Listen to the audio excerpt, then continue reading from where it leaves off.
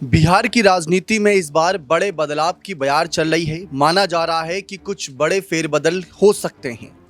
जहां पर सीएम कुर्सी पर सबकी नजरें टिकी हुई हैं, इस बीच जनता दल यूनाइटेड के नए अध्यक्ष को लेकर भी चर्चा हो रही है कि नीतीश कुमार के बाद कौन। क्योंकि बहुत से राजनीतिक विश्लेषक ये बात स्वीकार कर चुके हैं कि नीतीश कुमार कहीं ना कहीं स्वास्थ्य कारणों की वजह से आज पीछे हटते नजर आ रहे हैं। हाल ही में तेजस्वी यादव ने भी जमाई आयोग को लेकर बात छेड़ते हुए कहीं ना कहीं नीतीश सरकार पर सवाल उठाए कि जिस तरीके से परिवारवाद के खिलाफ बात करने वाली एनडीए बीजेपी आज कैसे परिवारवाद को बढ़ावा दे रही है। जहां पर उन्होंने अन्य बड़े चेहरों को लेकर चर्चा करी। इस बीच निशांत कुमार को लेकर एक बड़े सांसद के द्वारा बात रखी गई, जेडीयू सांसद के द्वारा। हैरान करने वाली बात यह है क्योंकि शुरुआत में ऐसा लग रहा था कि नीतीश कुमार के स्वस्थ ना होने की खबरों के बीच ऐसा माना जा रहा था कि ज़्यादातर सांसद बीजेपी की तरफ झुकाव दिखा रहे हैं। लेकिन कौशलेंद्र का एक बयान सामने आता है, जो जेडीयू के ही टिकट से सांसद चुने गए थे साल 2024 में। उनका बयान सामने आता है कि अगर निशांत कुमार चुनाव लड़ते हैं और राजनीति में आते हैं तो हमें बहुत अच्छा लगेगा। पार्टी को एक नई विचारधारा मिलेगी, पार्टी को एक नई युवा सोच मिलेगी, जिससे पार्टी को फायदा ही होगा। यानी एक सांसद के द्वारा रखी गई ये मांग कितना किफ़ायती रहेगी? क्या इससे नीतीश कुमार की पॉलिटिक्स पर प्रेशर पड़ेगा? क्या नीतीश कुमार पर दबाव पड़ेगा? क्या पार्टी पर दबाव पड़ेगा? क्योंकि इससे पहले श्रवण कुमार, उससे पहले गोपाल मंडल और तमाम बड़े नेताओं ने निशांत को आगे लाने की बात रखी थी।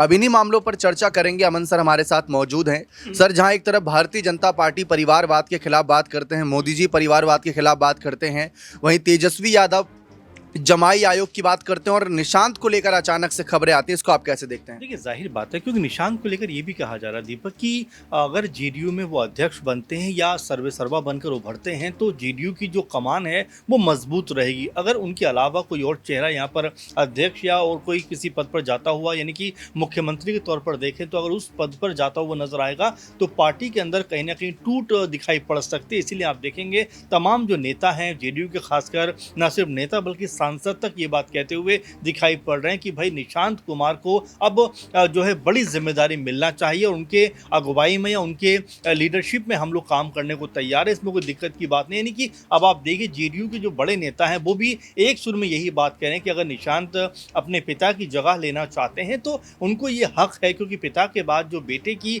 कह सकते हैं सबसे ज़्यादा भूमिका बढ़ जाती है। आप देखिए तमाम बड़ी पार्टियां जो हैं, चाहे आप जो है आरजेडी के अलावा की बात करें, इसके अलावा आप एलजेपीआर की बात करें, कांग्रेस पार्टी की बात करें, एसपी की बात करें, यानी बीजेपी के अलावा लगभग पार्टी ऐसी दिखाई पड़ती है जहां पर पिता के बाद पुत्र को कमान मिलती हुई दिखाई देती है। इसीलिए आप देखेंगे तमाम जो जेडीयू के नेता हैं वो यही कह रहे हैं कि भाई अगर निशांत कुमार को बड़ी जिम्मेदारी मिलती है तो कोई हर्ज की बात नहीं है, कोई ख़राब बात नहीं है, बल्कि इसका वो समर्थन करते हुए नजर आएंगे। आप ज़रा देखिए, नालंदा में एक मजबूत तरीके से जेडीयू नजर आती है, जहां पर 7 विधानसभा हैं जिसमें से 5 के ऊपर जेडीयू का कब्जा, और यहां से लगातार 4 बार के जो सांसद हैं जेडीयू के, आई थिंक कौशलेंद्र, वो ये बात कह रहे हैं कि भाई निशांत कुमार को यहाँ से चुनाव लड़ाया जाना चाहिए। वो ये नहीं कह रहे हैं कि नालंदा से चुनाव मत लड़ाओ, बल्कि वो ये कहते हैं कि भाई आप जो है उनको हरनौत की जगह आप इस्माइलपुर से चुनाव लड़ाइए।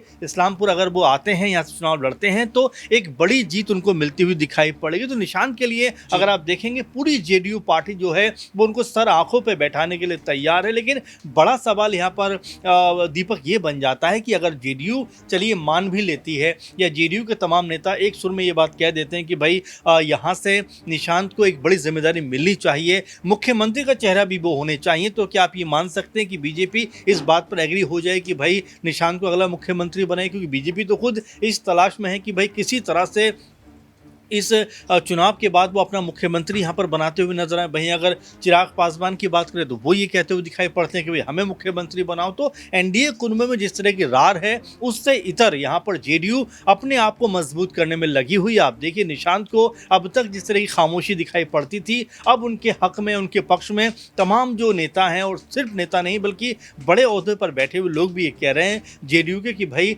निशांत कुमार को जिम्मेदारी देनी चाहिए, हम उनके लिए यहाँ पर साथ खड़े हुए हैं। हैं। अगर ऐसा होता है तो आप ये देखिएगा कि अगर यहाँ एनडीए कुनबे की सरकार बनती है तो निशांत कुमार मुख्यमंत्री की रेस में सबसे आगे बढ़ते हुए दिखाई पड़ सकते हैं। अब यहाँ बिहार में जमाई आयोग को लेकर नेता प्रतिपक्ष ने जो सवाल उठाए और किस तरीके से परिवारवाद आगे बढ़ रहा है, मैं उसका एक उदाहरण देना चाहूँगा। तेजस्वी यादव ने नीतीश कुमार की जमाई आयोग बनाने की सलाह दी, क्योंकि बिहार सरकार की तरफ से अलग अलग आयोगों में सत्ता पक्ष के कई नेताओं के दामादों को नियुक्त किया गया है। उन्होंने सवाल उठाया कि रामविलास पासवान के दामाद मृणाल पासवान, केंद्रीय मंत्री जीतन राम मांझी के बाद देवेंद्र कुमार और बिहार सरकार के मंत्री अशोक चौधरी के बाद सायन कुलान को भी सरकार ने विभिन्न आयोगों में बोर्डों में जगह दी है।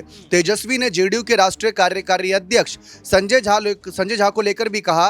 उन्होंने कहा कि संजय झा की दोनों पुत्रियों को बिहार सरकार ने सुप्रीम कोर्ट में एडवोकेट ऑन रिकॉर्ड बनाया है, जो कि एक अत्यंत एक्सपीरियंस अधिवक्ताओं का पद होता है, यानी इसमें परिवारवाद दिख रहा है।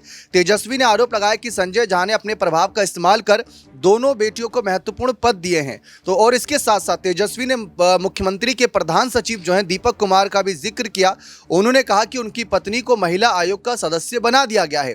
उन्होंने तंज कसा कि अब अधिकारी भी मलाई खा रहे हैं और अपनी पत्नियों को भी आयोगों में एडजस्ट करवा रहे हैं। तेजस्वी ने यह भी सवाल उठाया कि नीतीश कुमार वाकई अब निर्णय लेने की स्थिति में नहीं है। तो यानी जिस तरीके से नीतीश की स्थिति है, क्या फायदा बाकी नेता उठा रहे हैं, क्योंकि अपनी बेटियों को, अपने दामादों को, अपने बेटों को आए कर रहे हैं। अगर कल को निशांत आगे आएंगे तो यही नेता लोग कहेंगे कि परिवारवाद हमें पसंद नहीं। इसको कैसे देखते हैं? देखिए बिल्कुल दीपक, और ये बात लगातार कही भी जा रही है कि जब से मानसिक तौर पर बेहतर नजर नहीं आ रहे नीतीश कुमार, उसके बाद से लगातार यहाँ पर जो फैसले हैं वो मंत्री लेते हुए दिखाई पड़ते हैं, अधिकारी लेते हुए नजर आ रहे हैं। और जो परिवारवाद का जिक्र अब तक होता था कि भाई कह सकते हैं कि अब तक ये चाहे आरजेडी की बात करें, एलजेपीआर की बात करें, इन दलों के ऊपर लगातार जो नीतीश कुमार है उनकी पार्टी आरोप लगाती थी। अब यहाँ पर उनकी सरकार में देखा जाए तो ना सिर्फ बड़े बड़े ओहदों पर परिवारवाद नजर आता है, बल्कि खुद जेडीयू के अंदर से हम बात भी कर रहे थे कि अब नीतीश कुमार के बाद लोग चाहते हैं कि भाई उनके बेटे कहीं ना कहीं इस पद को संभालें। तो देखिए परिवारवाद हर जगह पे नजर आता है दीपक, भले ही